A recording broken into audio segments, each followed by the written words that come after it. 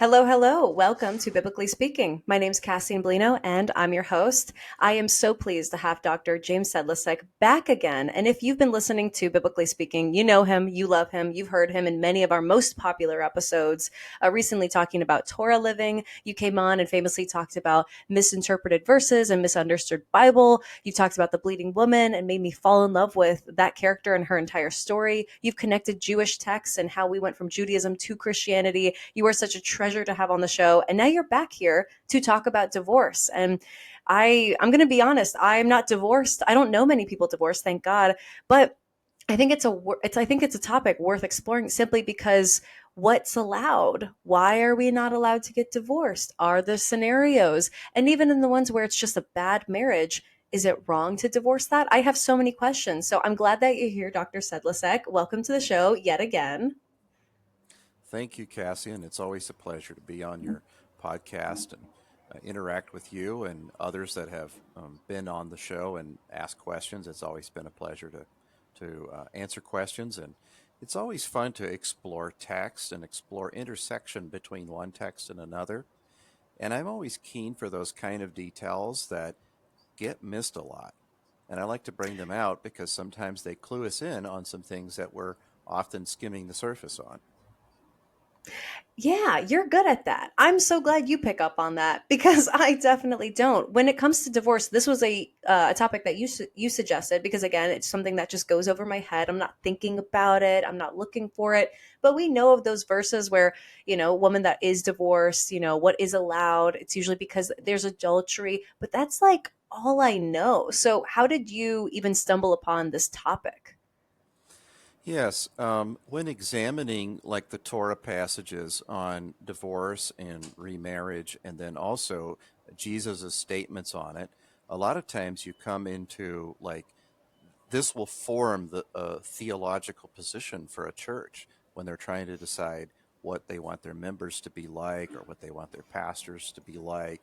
And these will be written in rules. Uh, but the same token, do they really understand what Jesus is talking about or what he's reacting to when he spoke?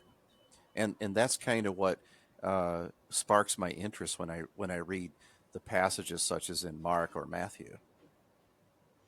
Interesting. So, are you saying that we're maybe taking something that Jesus said and taking it to the nth degree or just completely misinterpreting it?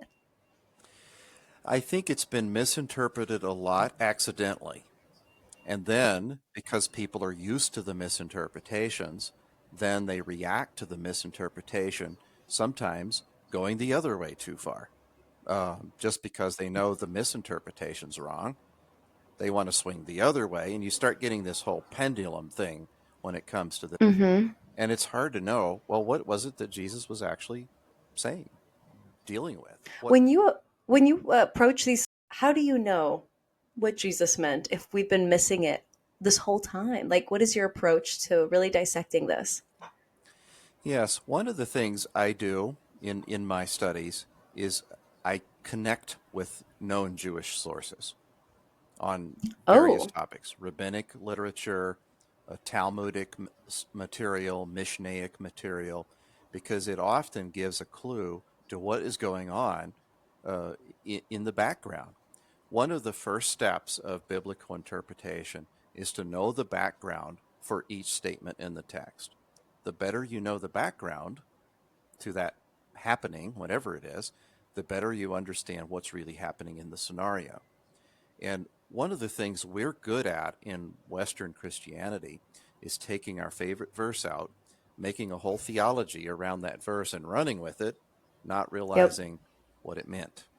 And so, what was its historical meaning can only be uncovered if we pay close attention to the historical background. I feel like you inch your way through the word. Like you just go word by word. And I'm over here trying to like run through whole chapters and you're like, I've spent a week on this one verse. Would you say that's true? I would say even more smaller than word sometimes, but yes, it's like, Oh my oh, wait a gosh. minute. Oh, wait a minute. Look at that thing hanging on the end of that word. What's that doing there? Yes, yes. I mean, because I remember when we were talking about the misinterpreted verses, you're like, if it, sometimes just the manuscripts were so disintegrated that it almost like a corner that would miss a certain element of a letter, that without that now disintegrated, it's a completely different letter. So now we're interpreting this as a completely different word. It's possible that happens sometimes. Yes. That's pretty scary. Okay, so today's goals are really just to re-clarify what we think Jesus was originally trying for us to convey, rather than read our own interpretation into it and what we believed. And I am truly curious. I mean, by no means do I ever want to divorce my future husband, but I also don't want to do it. I want to do it if I need to without being sinful. So that's what we're trying to do, is really find those borderlines, those guardrails to this discussion. But before we get into it, let's start off with, what does the Bible say about divorce? My understanding of it, my Sunday school mentality that I like to call it, that person that just goes to church on Sundays, just goes on the holidays, thinks that they're a Christian because they go to church and maybe a Bible study even. Um, I understand divorce as, if you cheat, then you've got grounds for divorce. But of course, you've got abuse. You've got Mhm. horrible people that got married. What do you mean I can't divorce them just because they haven't cheated on me? So, am I reading that correctly? Well, I think you've touched on a popular area of exploration based on reading Matthew alone in isolation from the other texts. Let me read Yep. Matthew for us first. Some Pharisees came to Jesus, testing him and asking, "Is it lawful for a man to divorce his wife for any reason at all?" Now, I want to pause after those words and let those last four words sink in, because what they're asking him, can they get a divorce for any imaginable reason? They're not asking him if they can get a divorce for a specific reason, but for any reason at all. That's a broad, wide open question. Now, the Pharisees, said to him, "Why then did Moses," and this is after he answers the first part, "why then did Moses command to give her a certificate of divorce and send her away?" He said to them, "Because of your hardness of heart, Moses permitted this. But I say to you, whoever divorces his wife except for immorality and marries another woman commits adultery." So as you read that passage, the only reason Jesus stated was adultery or immorality as the reason, the grounds for divorce. And so it's very easy to come away from that and build a backwards case. Since that's the only reason Jesus said, then that's the only reason that's legitimate. And I want Mm-hmm. to suggest that that isn't a complete reading of the biblical matter on divorce. That's reading Matthew in isolation. Mark also records this same encounter. And I want to read Mark and let the words of Mark bounce off what we just read from Matthew. Some Pharisees came up to Jesus, testing him. It's interesting. Now we know it's a test of some kind. Well, what do we use tests for in the first place? To see if somebody is legitimate, to see if somebody's recently, 3 months ago, you're testing people to see if they're Republican or Democrat. I don't know if Yeah. you do that or not. But anyway, these kind of things happen, right? So this is a Yeah. test.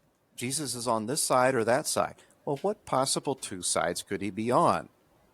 That's a question that we don't get answered just by reading Mark. We know it's a test, but what are And the you think it's two a views? binary test? Like he's either one thing or another? Yeah. Oh, okay. Maybe Okay. there's a three-way here because we'll introduce the Okay. situation. But yeah, there's at least a strong binary polar thing that they're worried about, but there's a possible third-party candidate. Since How we would just I know that? That's insane. Okay. What? Yeah. Okay. Keep going. All right. And so in the house, the disciples asked Jesus more about this. Now, if something's going to be a problem, you expect the Pharisees to ask Jesus something, and then the disciples go, wait a minute, what was that all about? And they did. Yeah. So, if his disciples are asking him more questions, maybe it wasn't that clear to them. Um, I am these are, them. It is not clear. it's not clear, right? The disciples And are there to represent me because I'm also lost. and listen to Jesus' answer to his disciples. Whoever divorces his wife and marries another commits adultery against her. No reason given. Matthew gave a reason. Grounds of legitimate divorce was um, immoral behavior. Mark doesn't even let us know that. It's just anybody who divorces and remarries is now committing adultery. They're both talking about the same story.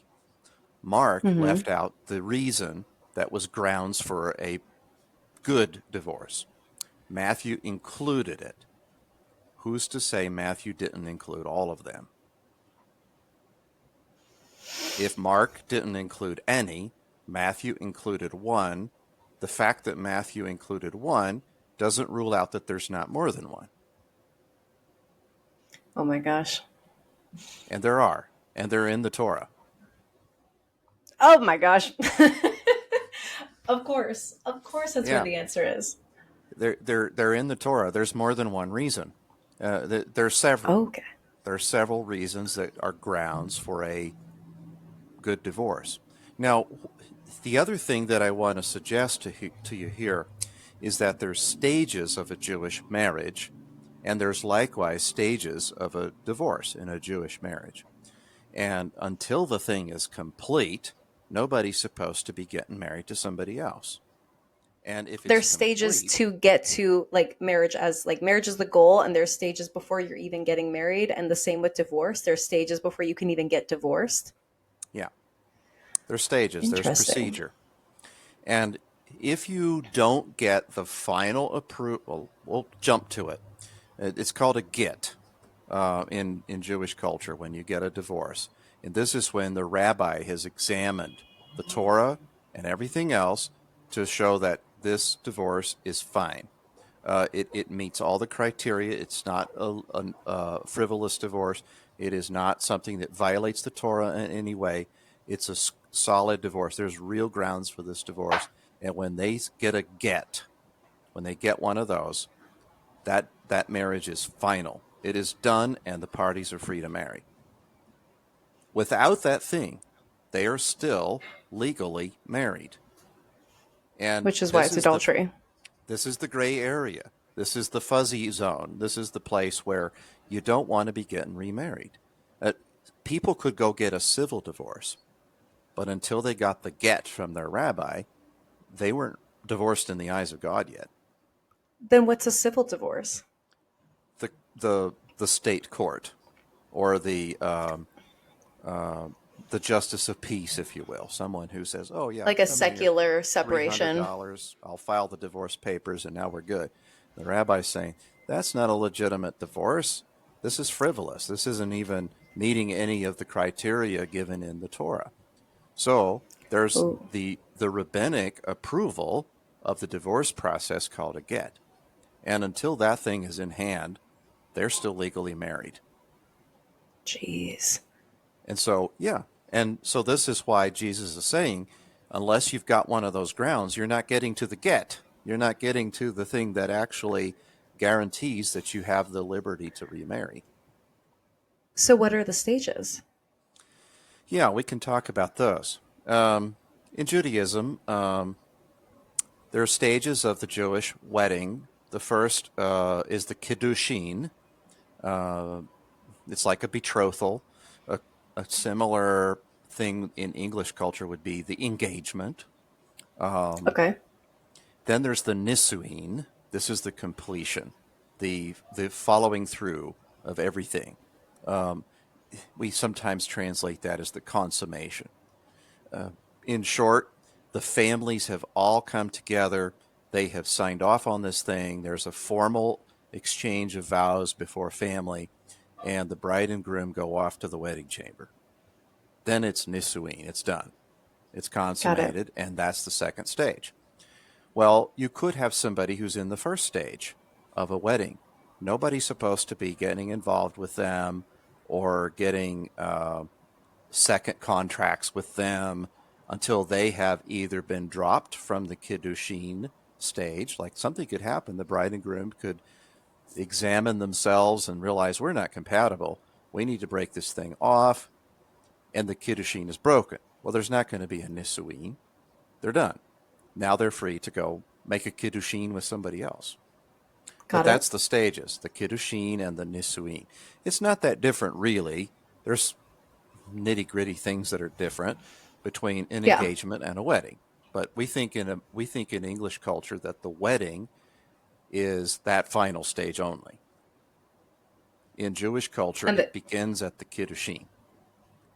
So not everybody oh, that's getting married in the biblical text have actually consummated the wedding yet. We have to keep that in mind and realize some of these are entering the stage of kiddushin when we're reading about them in the text. Some of them are entering the stage of nisuin when we're reading about them in the text.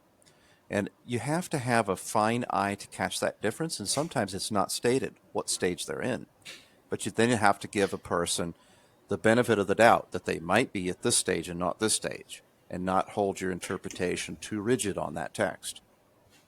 yeah. The only example that I can really think of is like Joseph and Mary. Exactly. That's a good example where we can see the stages.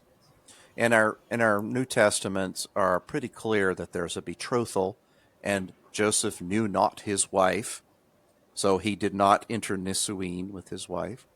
It's pretty clear. She's still his wife, Yeah, but there's no right. nisuin yet, and nobody's supposed to be getting involved. Now, when he agrees to dismiss her privately in his heart, he didn't do it, but he was thinking this in his heart. What he's doing is wanting to break off the kiddushin. They've never had Got nisuin it. yet. Got it. Got it. Got it. The angel of the Lord says, "No, take her for your wife." Wait a minute, she's already his wife. Yeah, kiddushin, but not nisuin. The angel of the Lord is Got telling it. him nisuin at some Like they're point. engaged, but they have not consummated it yet. And even after Jesus was born, they still waited. Mm-hmm. Yes, and the exact date of the nisuin doesn't matter in Right. terms of whether it's going to be or not. The Joseph was after the visit by the angel. He's comfortable to go on to nisuin. It's what God asked him to do. So Got through it. the angel, so he's more comfortable. In that case, we can see the phases, but we often misinterpret them because we don't realize that they are husband and wife at kiddushin by Jewish understanding, and then they're not consummated yet. So they need a different S- approach to break off a kiddushin than a divorce. Even though our text says he wished to divorce her secretly, it's not really a divorce yet. Mm. That's a Western interpretation. Okay, so you're saying when we read the text, when they're in the Kiddushim and they break it off, and they maybe they use the word divorce, but that's really just ending an engagement versus like once they have consummated neshim. I'm sorry, what is the word? Nisuin. Nesuin. Um, Once they break that off, that is divorce. They have to go through a formal divorce process. To And then break a the divorce has kiddushin, all you stages. do, yeah, two, yeah. So the wedding has two. The kiddushin is done between families. The nisuin is overseen by the rabbi, but then again, the families are in agreement and the consummation takes place. There's a 7-day feast that goes along with the wedding, that where the bride and groom are in their chamber and the families are celebrating. So that's Got it. part of the nisuin. Not at the Got it. kiddushin. Kiddushin is a time for the families to start bartering with each other. Got it. They're making deals. Um, and the bride and groom are either in agreement with these or they're not, and then they'll say so. But there's a lot of deals that get made in the kiddushin phase between families because Got it. they're bringing two families together in this wedding. Even though it's about the couple, it's also about the two families coming together, and sometimes business deals will be made or all kinds of agreements will be made. And so Got when it. kiddushin is broken, it still has to go out to the families and say, hey, we're breaking this thing off. You might as well dissolve this business relationship. You might as Oh, well. It could be impactful. It depends. Or, they may not dissolve that business relationship if it's still good with the families not going through the wedding. But the question is social, not moral. When you go to got it. the divorce and you have a consummated wedding, then you have to go through formal divorce because the issue of morality then becomes a more important question because there needs to be grounds for this divorce. In other words, you just don't do frivolous divorces. Got it. Okay. What are the Kiddushin stages of breaking, divorce? Yeah, let's talk about those stages. And almost So like what warrants a non-frivolous reason, what warrants that divorce. sure. Let me go over some of the reasons in the Torah because we hinted at that earlier, and we haven't mentioned them yet. Running my own podcast, I'm always moving too fast. I'm finding guests, I'm editing episodes, I'm creating reels, or guesting on other shows. Not to mention, I just live in a world that moves fast. Notifications, trends, endless to-do lists. You know what feels like a blessing in all that? Slowing down. I'd love nothing more than a moment to pause, be present, and choose something timeless. That's exactly what Dwell Label is all about. When I first discovered Dwell Label, it wasn't just about the clothes, it was about a mindset. Thoughtful, intentional fashion that doesn't scream for attention, but instead invites you to slow down. Their pieces are modern takes on classic styles, made to last, not just for the season, but for years. I love that I can throw on a Dwell Label outfit for editing in a coffee shop, Bible studies, or looking professional in an interview. It always feels right. Comfortable, effortless, elevated. And here's the best part. Dwell Label does not just talk about rest. They live it. Their website literally doesn't work on Sundays because they believe in pausing and dwelling on what matters most. So if you're looking for high quality, timeless fashion that aligns with a lifestyle of intention and presence, I can't recommend Dwell Label enough. Shop Dwell Label with the link in the show notes and use my code BIBSPEAK15, BIBSPEAK15 for an exclusive discount at checkout. Take a breath, slow down, and dwell in the good things. Now, back to the show. So Deuteronomy 24:1 is a passage that's often cited in the Torah for divorce, but it's also misunderstood a lot. When a man takes a wife and marries her, and it happens that she finds no favor in his eyes because he's found some indecency in her, and he writes her a certificate of divorce. Well, it goes on a little ways from there, but a lot of times the interpretation around indecency is very vague. Mm-hmm. How do you decide what that includes? Well, there's two interpretations historically among the rabbis on what that means. Some have interpreted it anything that the husband found indecent, whatever his imaginations about indecency are. This actually puts women at risk for frivolous divorces because what is indecent in that guy's eyes? The other Right. interpretation is if it's indecent by the Torah. In other words, it has to be something the Torah specifies, and Got the it. man found it. Okay, but we're going to find out if it's really something in the Torah or not before we say go or not go on this divorce. So that's one verse that sometimes gets wiggled into debates, and debate we're going to look at is related to that very verse between the famous rabbis. And it's the very reason that the Pharisees asked Jesus what to do. The other one is in Exodus 21:10 and 11. If he takes to himself another woman, he may not reduce her food, her clothing, or her conjugal rights. If he will not do these three things for her, then she shall go out for nothing without a payment of money. That's an odd thing. It's like, what's going on here? Well, normally the groom paid a sum of money to the the bride, and if she were going to break off this wedding, a consummated wedding, then she would have to pay back this price. If it was something that was just not being provided, well, if it was, she wasn't happy with the guy, just general unhappiness. Because to take the money and say, well, I'm getting married, and then, oh, I don't like the way your nose goes to the right, I'm going to run off with the money now, would then be a violation of money rights, I guess. So this law in Exodus 21 is saying for these grounds, she doesn't need to give back the money. She can keep it. This is her right to keep it because he's not providing for her. And Oh, so, okay. yeah, it's not her rights that are seemingly scratched on here. It's his. He's losing his right to get that money back because he isn't taking care of her. And so, basic husbandly provision, if he's not doing his duty to provide, she can divorce and doesn't have to pay back the money.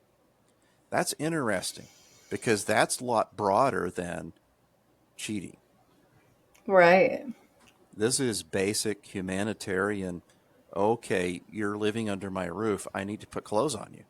I need to feed you. I need to do all of these things because you're in my tent. And if I'm not, then I don't have any rights to claim to be, especially husband like too. And so she's free to go. And that is essentially kind of painting the role for the man to provide. It And does if he kind of falls do that. short of that role, then she has that ability to leave. This is the clause that gets into abuse situations and allows the abused to get out of that marriage legally with rabbinical approval and get the get. Got it. And it's not the one Jesus mentioned in Matthew, but it's there in the Torah, and it certainly allows for divorces under these circumstances. Um, Kind of like on our conversation with like, okay, well, if like Jesus mentions it and if it's repeated in the New Testament, then it's probably true. Is there any issues with bringing something from the Torah into the New Testament here? With like, okay, under New Covenant laws, some things were left in the Old Testament. This is in the New. Are there any issues that we can kind of that we should be aware of? I tend to take a little different view on New Testament use of Old Testament material. First of all, the Old Testament is this thick, while the New Testament is this thick. Right. It can't tell you everything that's in the Old Testament. And Okay. for the New Testament to not include it, it's not reason enough to exclude it. Um, Hmm. if the New Testament contradicts it, then I'm more favorable to rethinking the issue. But for the most part, the New Testament is written by Jews to Jews. We Gentiles who have been reading it and enjoying it have been listening in behind the door, like Sarah at the tent when the angels of the Lord come in. And if it's written by Jews to Jews in the first century, they wouldn't be just automatically upturning the Torah. That would not be something that was typical. A lot of the overturning of the Torah has come into Christian theology due to some of the misunderstandings of the third and fourth centuries between Christian church fathers and Jewish rabbis. And it pulled apart societies that got along better than they used to. But Jesus is actually responding to a well known debate that had entrenched almost political parties on this issue of divorce about 100 years before him. And these Pharisees who ran up to him were simply trying to figure out if he was leaning this way or leaning that way in that debate. That's really what they wanted to know, and that's really what he was referring to. He was not laying out a general theology of divorce and remarriage. So, what So are it's the two spectrums that was the binary? Yes, the first is Rabbi Hillel, a Sadducee rabbi who had a very lenient interpretation on the Torah. That Deuteronomy verse that we read earlier about the man finding something indecent in his eyes, he said just about anything he can imagine can fit in that indecency. If he Right. didn't like the way her eyes looked one day, that's indecent and he can divorce her. Well, that puts a lot of women in a bad place. If their men can just pitch them for any reason at all, but then when it comes around to them not liking the way their man's ear is shaped, okay, they don't have the same thing. It becomes an imbalance. But if it's read correctly, there's no imbalance here between what the men and the women can perceive as going in their favor. Rabbi Shammai was a Pharisee rabbi. He was not a Sadducee, he was a Pharisee. And both of them were the principal head of the Sanhedrin. One, Hillel was first, and he had many debates with Shammai. When Hillel passes or retires, Shammai becomes the principal head of the Sanhedrin. One of the rare times that a Pharisee actually ran the Sanhedrin. Pharisees were always a minority party in the Sanhedrin. It was rare for them to be leading it. Well, Shammai leads it for a while till his death. And so, but these two rabbis were bigger than life when you get to the first century. These were the classic debates. that were in people's mind. And so new rabbis, new teachers of the law, new persons coming on the scene would often get this litmus test. Are you like Hillel? You let everybody through the loopholes, or you like Shammai? It keeps it tight. And so Got it. Jesus's answer on this passage was directly in line with Shammai. Um, Oh, he positioned himself as a person who follows Shammai and a person who agreed with the interpretation of Shammai over Hillel. And at first glance, it sounds like, oh, Jesus was stricter because Shammai seemed stricter. I want to take a minute and say thank you to the recording service that has made this podcast possible, Riverside. When I started my podcast, I had literally no idea what I was doing, and I just wanted a single way to record, edit, and share content without wasting time on different platforms. Then a friend suggested Riverside to me, and I'll tell you what, it was literally an answer to prayer. With just one login, I can record my interviews with scholars, clip interview moments into Reels for Instagram and TikTok, and post directly onto my RSS feed and Spotify, all without the extra downloads, platforms, all of it. So for the curious and confused people like me, the best part is that the crew at Riverside actually listens to their users when they need help.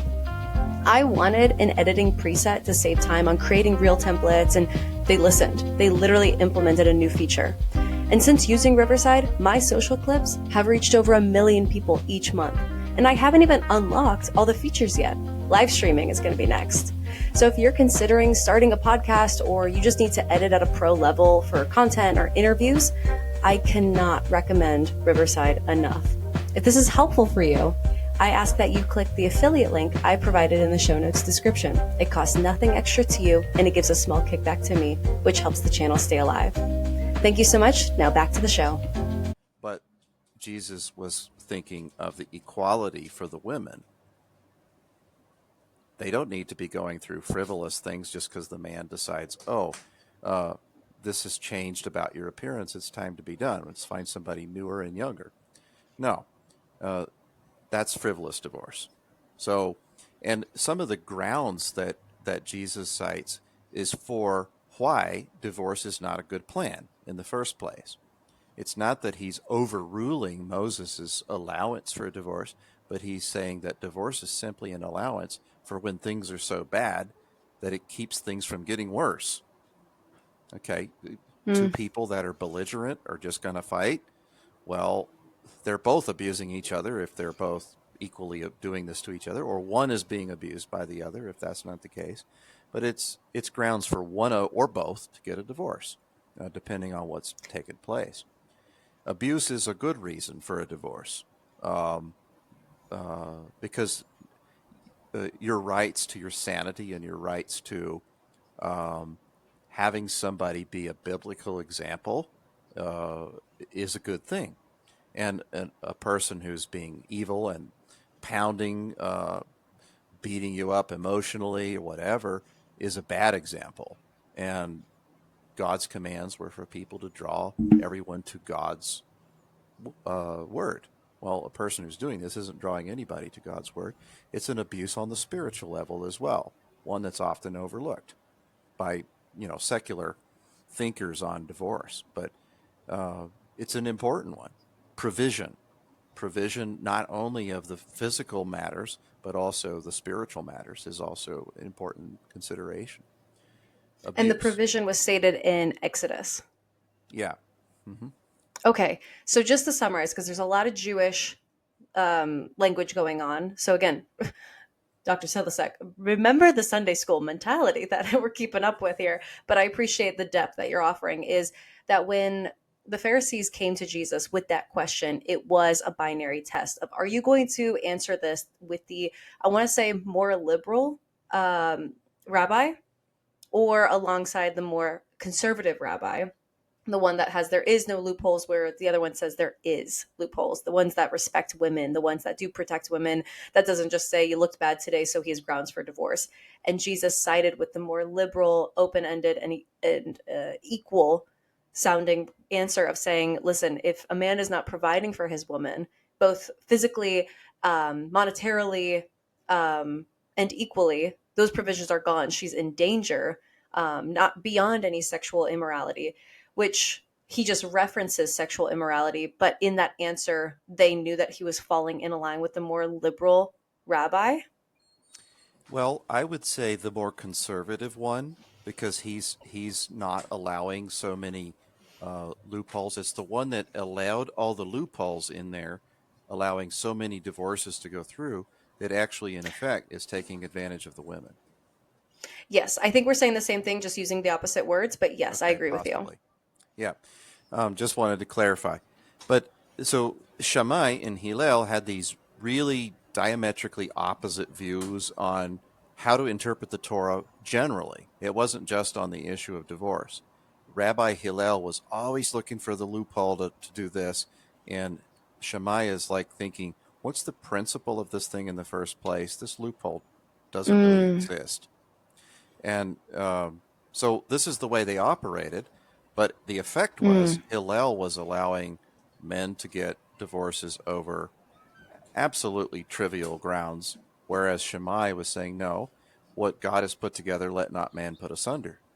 So if this was a marriage before God, let's not be tearing it apart just because somebody got a change of whim or, you know, some kind of urge to go find somebody else. I'm sorry. Go How do ahead. we know that his language is siding with Himmel when he discusses this in Matthew 19? Because he points to the grounds that are in the Torah. He doesn't list all of them, and that's where we can make an error saying, well, he didn't list that one. Maybe he is thinking not to include it, but he only was saying, in general, one of the things from the Torah should be the grounds for a divorce, not frivolous matters that aren't even mentioned in the Torah. So Got his it. his So we focus answer on the is like Shammai. sexual. Got it. Okay, okay.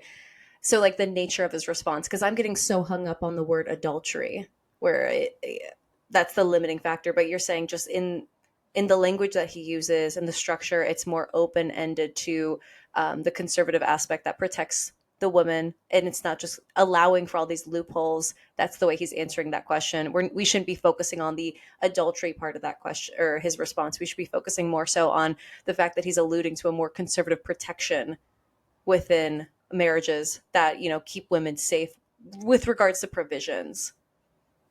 Yes, to read Matthew as excluding the other legitimate grounds for divorce would not be a good read of Matthew. Matthew's only stating one of the legitimate reasons because it's focusing the question away from what the Pharisees actually ask.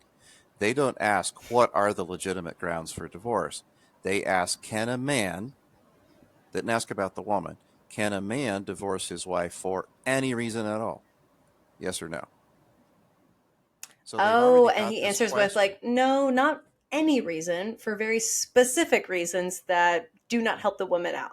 That got it. Yeah. Got it. Okay, it's clicking for me. We got there in 30 minutes, but we got there. He takes their mind away from what they're worried about and focuses instead on the things that actually protect women. So, Got it. yeah, yeah. Jesus is Jesus concerned was a about protecting the feminist. women. Yes. Yes, yes, yes, yes, yes. I'd be happy for more of the rabbinical debate, but I think just for, again, the Sunday school mentality is like, okay, so moving forward with this truth that divorce is okay on the grounds of provision in ways that are conservative, that are not frivolous, that if a man is not providing and it's a good reason to divorce, grounds for adultery and abuse. Yes, absolutely. God does not want you in that. That's a good reason. Does he have views on marriage after divorce? I know that there are a lot of verses that talk about like women that get remarried many times. Whose wife is she? Are there any legitimacies or marriages that last forever because he was my first husband? I'm always going to be married to him no matter who I marry after. This is how I'm interpreting this verse, but what's the correct way? So, all Jesus is doing there is countering the idea that in the afterlife, we need to figure out which person she belongs to. There's no need. Yes. That's all he's Oh, saying. There's no need to be connecting her to the first husband, the second husband, the third husband. It's irrelevant in the afterlife. So it's like they come to him with this interesting practical application problem that they've devised based on a potential situation, which we don't know if anybody actually fits. But here's the potential situation, the straw man argument. They come to him with it, and he's saying, this isn't relevant. I don't know why you're asking this. In the afterlife, nobody is giving in marriage. So people exist Is as individuals. Man, I am the Pharisees, it feels like. I'm asking the same exact questions as them. I'm way too legalistic, but I'm again curious. And I think that isn't Jesus so amazing that he reshapes the way that we think? He reshapes the way that we see things, that he declutters the things that we get so caught up in. Like, how beautiful is that? It reminds me of the question that he's asked when they go catch a woman in adultery. John chapter 8. They catch this woman, and I have to think, what mentality has to be true for an individual that actually goes around catching people? I don't know. But anyway, they find somebody. Did they set her up in a sting operation? I don't know. But here they come. They bring her. She's caught in the act of adultery. She's standing there before Jesus. What do they want him to do? They want him to interpret the Torah. That is all they really want him to do. The Torah says that a person who's caught in adultery should be stoned to death. Obviously, Jesus doesn't stone her to death. So, what was his answer? He can't answer them, do nothing, because that violates the Torah. He can't answer them, stone her to death, because there's a real problem that nobody's going to address if he says to do that. What he does? Option C. He bends down in the dirt and starts drawing in the dirt. Doesn't answer their question. They're insistent. They're upset. What do we do with this woman? He says, whoever one of you has never sinned, cast the first stone. That But reshapes the the law argument. says, The law says it, but the law also expects that the person who does it is just. Anyone who executes the law has to be just. They have, they can't do it. Not one of them can do it. Doesn't matter what's in the law. They can't even fulfill it. They disappear one that's after the good. other. And then when they're all gone, he says, "Where's your accusers? They've left. There's no more. Neither do I condemn you. Go home and sin no more." And so when faced with A or B, Jesus answers with C, the one they're not thinking about. Yeah, That's a strategy he used a truly. lot, actually. And I feel like we see a lot of that even in like Job, that whole book is saying, well, Yeah. you must have done something wrong. And even Elihu comes forward with a different option, and then God comes out and he's like, who are you to even tell me how this is supposed to work? All you guys got it wrong. Yeah. It's different. Option C. I love that. So with this thinking of only the just can bring justice, what do you have to say biblically about people that are divorced? I mean, is that something that they should be ashamed of? Is there, some sort of forgiveness that needs to be had for ending a marriage and thinking about getting remarried? Like, what would be the disposition of that person, and how should their heart posture be towards the grace that they're asking for from God? I think any person can be repentant and receive grace for anything they've done. It doesn't matter if it's the issue of divorce or some other issue, it always can be given. The issue that comes to play in remarriage, I've seen a number of remarriages that worked out great. Like, for example, the divorces were something that happened rapidly after their first marriages. These were terrible relationships. They ended up in divorce. They did get remarried, and then they had a wonderful relationship. And it was a a clue to those who look on that there was something beneficial about that second marriage. I've also seen some where there was repeat remarriages, and finally singleness because they couldn't find somebody that they really got along with. And that points often to a personal problem as much as a social problem.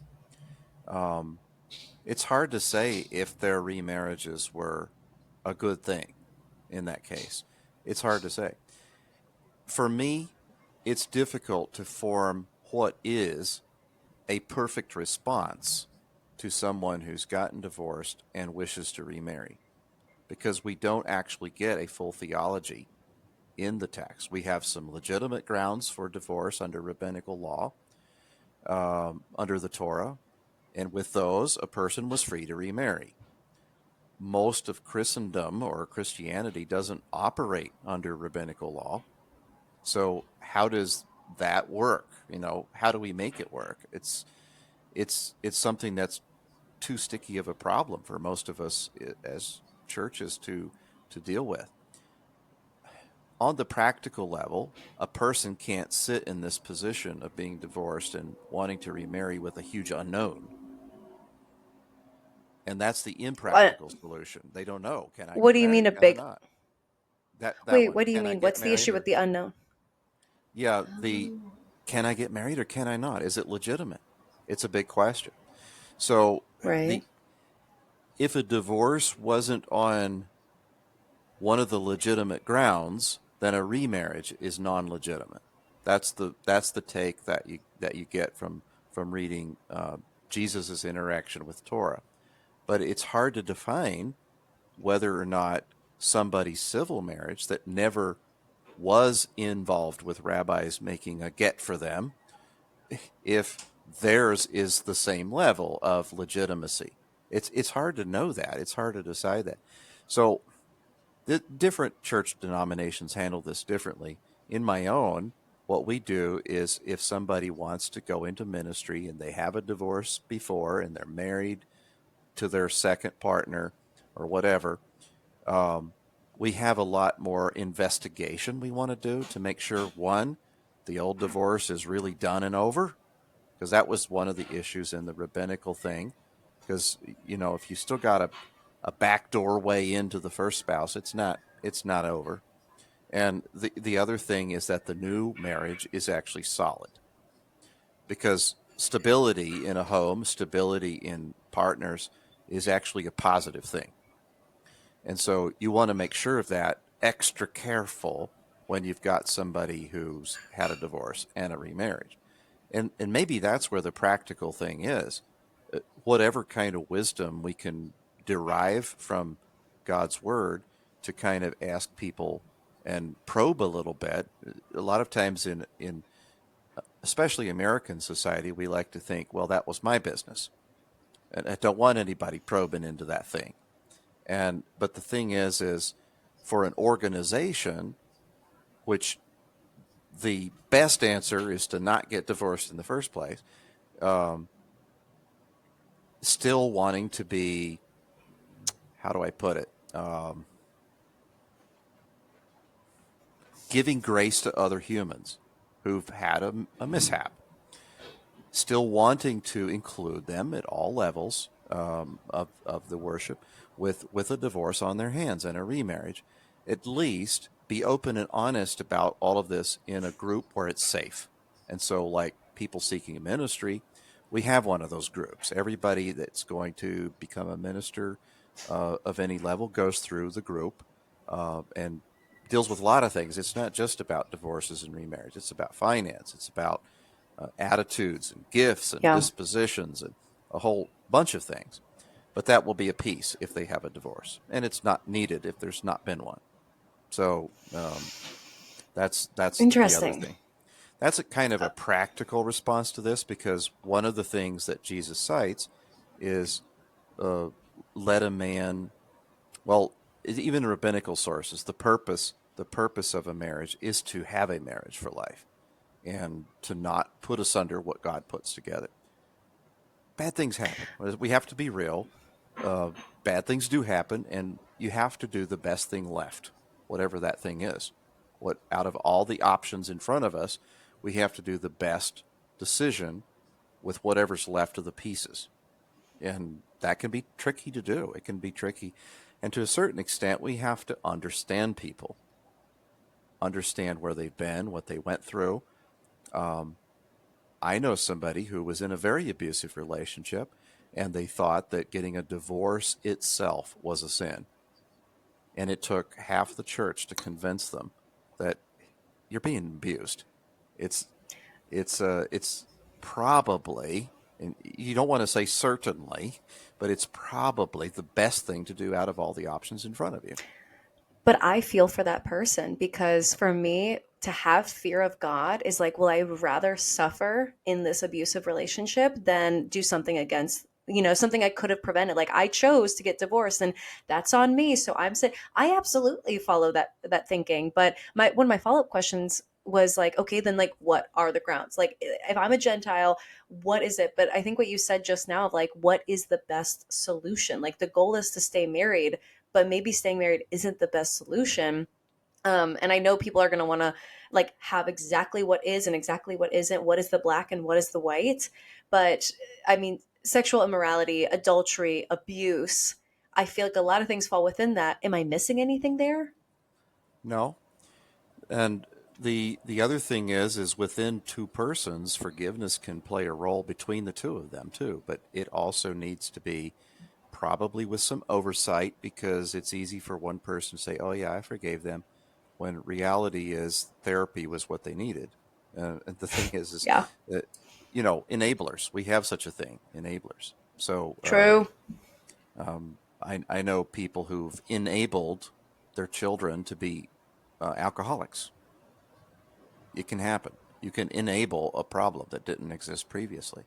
So this kind of thing can happen as well. And so, but genuine forgiveness is still an option, and sometimes it's overlooked. It may not be Now, possible. That's the other thing. You have to be honest with it. yeah, and that makes me think like today, I see a lot of people that enable a lot of people not putting in the hard work just because something's hard. They're now entitled to get out of it rather than work hard for something to work through. So it makes me think like today's culture, you know, he's not making as much money as you thought, so he's a broke man. I can leave him. And it's like, well, I think that you married him for a reason. Like that's worth something that you can work on. That's not abuse. Like I think people go through ups and downs. Like I'm just making up that example, but it makes me think if we put ourselves in the shoes of those first century Jews, what were the impacts of like Jewish versus like Roman laws that played a role in divorce at that time? Yeah, there's several considerations in the ancient world that don't apply to today. One is that it was very easy for a divorced person to be turned into slavery. What? Mhm. So if a person became divorced and had no means, no way to procure a business, no way to procure land, they could easily fall into slavery. And so the ethical thing to do was to prevent these things. By That's staying married. far that's far less likely to be a concern nowadays. But in the Roman Empire especially, this was a common concern. Indebtedness was a key path to slavery. So if a person is without financial resources and ends up in a frivolous divorce, well, okay, now they're on their path to slavery, more than likely. So that would be kind of the argument for why people would stay married. And why churches would be very insistent that certain divorce cases would be uh, actually harmful, not helpful to the situation. I don't mean to be extreme here, but I might No, say something extreme is like women not being able to have their own credit card, women not being able to make the same amount of their husbands. That's a very recent thing that has changed of I haven't really been rushed to get married because I've been able to provide for myself. I haven't needed a man to get a credit card.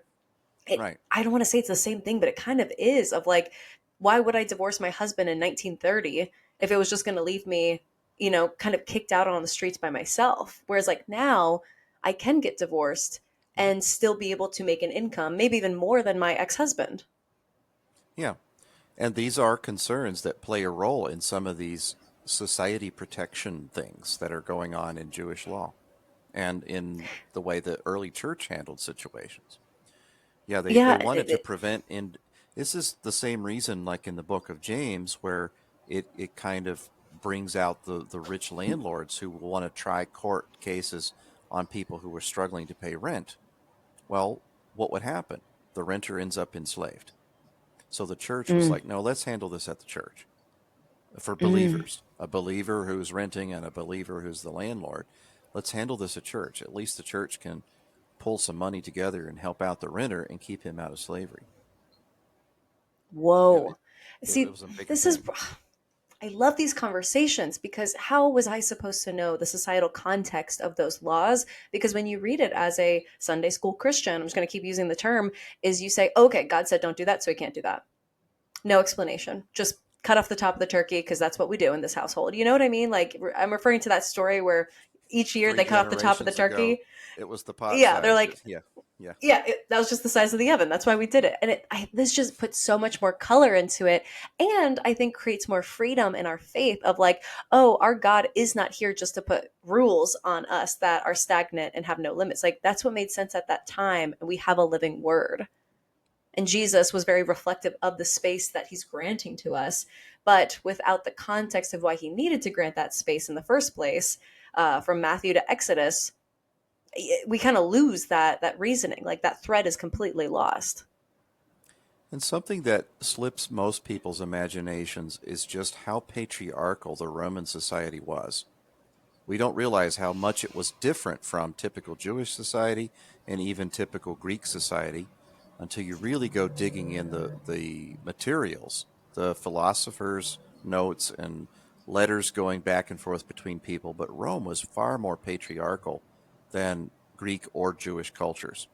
Um, and so, by saying that, women's rights were limited in the first century according to the Roman imperial court, or even cult, I might say, than it was even in biblical things or in Jewish things or Greek things. And so there was an oppression that was starting to really pile down, and it increases itself as you go from the first century to the fourth century. I mean, just reading St. Augustine on women is an eye opener for those of us who think that the Torah was rough. The Torah was actually protecting women. That is such a wild thought. When you, as in me, don't come don't come from a historical background, you I mean, I am thinking, oh, well, before the women's movement, it was just a very misogynistic society. Women had no rights, they didn't have any freedoms. So you group all of those societies into that same patriarchal society. And arguably today, but I think women have much more rights today. But I would have never said that, oh, yeah, it was just because I just simply don't know the history. So I generalize and I assume, and now that's the frames at which I view that. Yeah. And one of the things that's happened in both, we talked earlier about science, but that we won't say more about science right now, except to think that both science, history as a science, and biblical studies and even anthropology have assumed that we've been on this linear path. Nobody wants to admit or consider just how many ups and downs there have been in those timelines. And there's been many. There's Yes. been civilization Yes. collapses, rebirths. There's been ups and downs decline on a lot of these things. And Roman Empire, not Roman Republic, that's the same country, we think, but it's totally different once it becomes an empire. Once the Caesar and the Caesars becoming God in their imagination um, becomes a thing, it flips Roman society, it flips pagan society. And this is the context that the early church is growing in, is a flipped pagan society that's now very patriarchal, and it wasn't Whoa. before. Eee.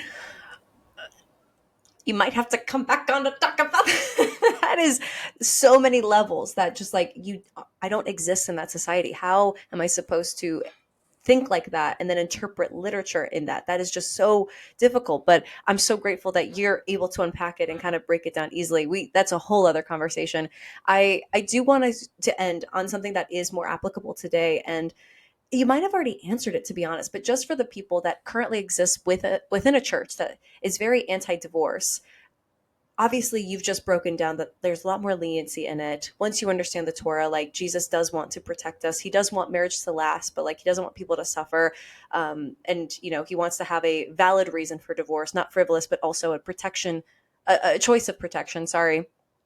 How can pastors and churches that are against divorce, how do we encourage them, how do we support people going through divorce that are saying I'm going to go to hell if I get a divorce? Like where do we with this knowledge move forward and support others?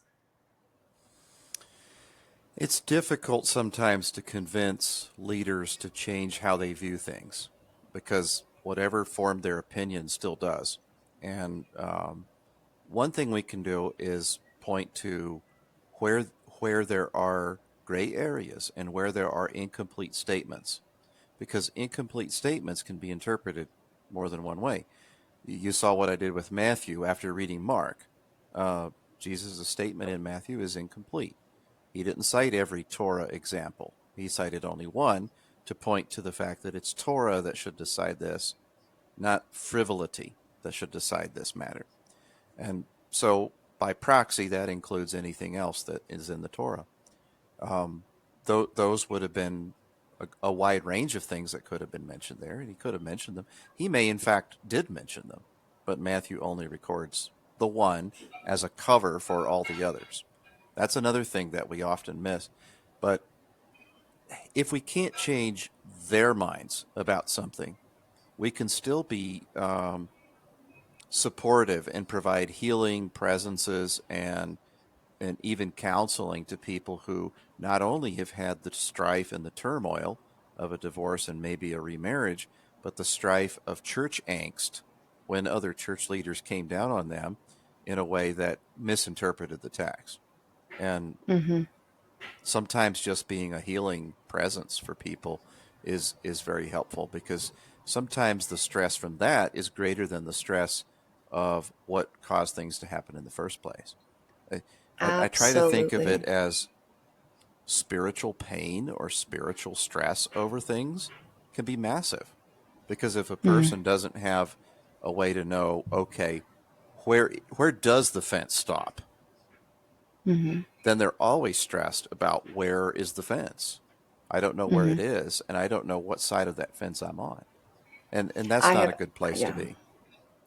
Well, it's just hard when you don't know the literature to the depth that you do, that you're like, well, who am I to even decide where the fence is? I might be a mile off, and I want to make sure that I'm still within the realm. So I'm just going to play it safe and never get divorced and just endure the suffering and have this shame. Like there are extremities to this because you're trying to assume the best. You're trying to avoid any sort of mishap of reading your own interpretation into the text. It's a really funny dance that we do that makes me so grateful for access to like your knowledge and just this network of people that have spent time in it that can easily explain it. And I trust that judgment and the fact that the Holy Spirit has brought us together. Like I feel like there's a lot of elements that are trying to guide us to truth here versus like my own interpretation that's completely guided by the world and my own flesh and like what works best for me. But it's just so funny because even creating these questions, a lot of the questions that I sent ahead of time for this conversation are like, okay, so how do we help people? It's really based in this like, this is wrong, so how do we help people go through the wrong thing? And this entire conversation has flipped the view on divorce of like, it's not wrong. God wants us to be protected. He wants us to be loved. Divorce is a bad thing, but so is abuse and, misusing your partner. Like God wants us to be safe and loved. And even what you're saying now of like, we need to hold space and protect them and be patient with them and support them through an incredibly personally difficult time. It reminds me of a conversation I had with Rabbi Michael Apoth. And he was, like, what are we going to do to bring the Jews home back to their Messiah? And he said, as Christians, we make them jealous, which is a really ridiculous thing for us to do. But like, be so in love with our Creator and have such a great relationship with them that they say, wait, I want that. And I feel like what you're saying now is like, that is what we're called to do to our brothers, our Christians and non-Christian brothers and sisters. We support them. That's what we do. We do not condemn or Yeah. convict them. No, that's the Holy Spirit's job, not ours. If we can remember that and remember what our job is, I think we solve a lot of those problems. Yeah, I don't want more jobs. I got enough. Me too. Plenty hats. I'm Give me another. I'm busy. I don't want that. Judging? No, I don't have time for that. That's someone else's job. And then here's the thing. Let's say the Holy Spirit is convicting somebody that they are sinning and that they sinned and that they need to help show them how to repent. I mean, finding grace for the situation is sometimes one of the roles that we as Christians can fill, as being ministers of grace to others, vessels of grace to others, conduits of grace to others. God's grace is big. We need to extend it to others. And Absolutely. sometimes we get tangled around things because we have an idea. But if that stops us from extending grace, we probably have the wrong idea. Oh, that's good. It's just a Wow. practical thing because we're Yeah. supposed to be extending grace to people. It is a practical thing, but sometimes you just got to say it. Yeah. Just saying out loud makes it just land a little bit better.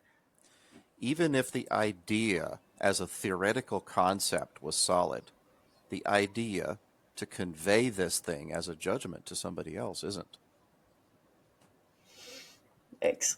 Yikes. That's really calling out a lot of people and the power that they think they hold as Christians, telling people what they can and can't do. Yeah, it may do that. That's not my aim. My aim is to guide people into better conduits of grace. Yeah. Yes. Yes, yes, yes.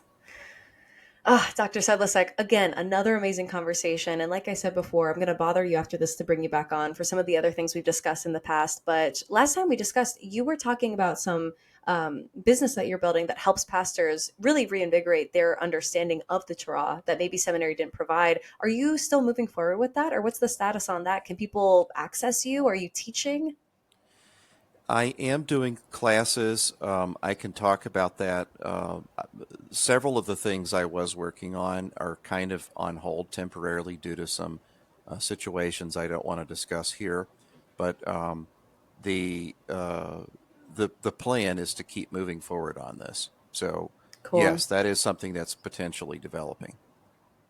I love that. Well, I can't wait to hear where that goes. I can't wait to have you back on. But as always, thank you so much for your time on a Sunday evening. And I'm so excited for us to discuss again very soon. Thank you so much, Dr. Sedlacek.